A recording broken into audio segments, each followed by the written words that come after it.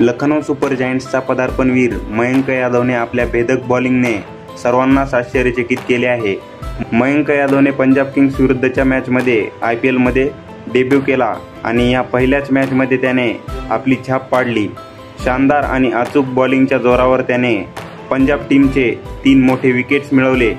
इतकेच नाही तर त्याने यंदाच्या IPLमधील सर्वात वेगवान बॉलही टाकला, ज्याचा वेग हा 155.8 किलोमीटर प्रति तास इतका होता। चला तर मग पाहूया कोण आहे हा मयंक यादव आणि कशा प्रकारे त्याने कालच्या लखनौ विरुद्ध पंजाब किंग्स या मॅचमध्ये पंजाब किंग्सच्या 3 महत्त्वाच्या विकेट्स घेऊन आपल्या टीमला म्हणजेच लखनौ सुपर जायंट्सला जिंकून दिले। लखनौ टीमने टॉस जिंकून प्रथम बॅटिंग करत 199 रन्स केल्या।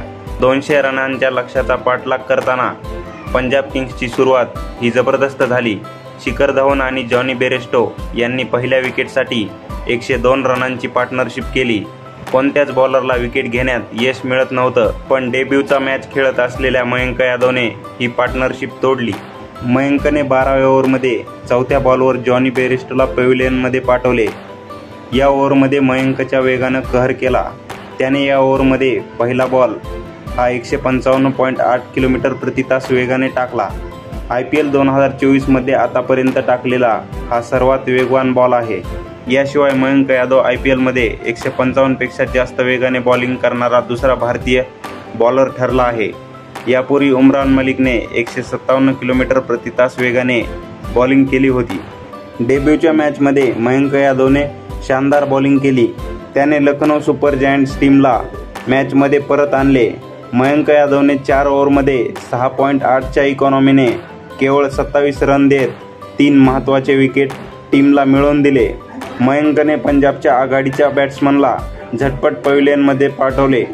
या वेगवान बॉलरने भेदक बॉलिंग करत जॉनी बेरेस्टो 42 रनवर, प्रभसिमरन सिंग 19 रनवर आणि विकेटकीपर जितेश शर्मा 6 रनवर या तिघांना आपल्या वेगवान बॉलिंग समोर टिकू दिले नाही। मयंक यादव देशांतर्गत क्रिकेटमध्ये दिल्लीचे प्रतिनिधित्व करतो। उजव्या हाताचा वेगवान बॉलर मयंक यादवला लखनौ सुपर जायंट्सने 2023च्या लिलावात त्याच्या मूळ किमतीत म्हणजेच 20 लाख खर्चून खरेदी केले। 21 वर्षीय मयंक यादव 2022 पासून लखनौ सुपर जायंट्समध्ये आहे। गेल्या 3 हंगामात लखनौने त्याला प्रत्येकी 20 लाख रुपये किमतीत कायम ठेवले आहे आणि आता त्याला डेब्यूची संधी दिली आहे।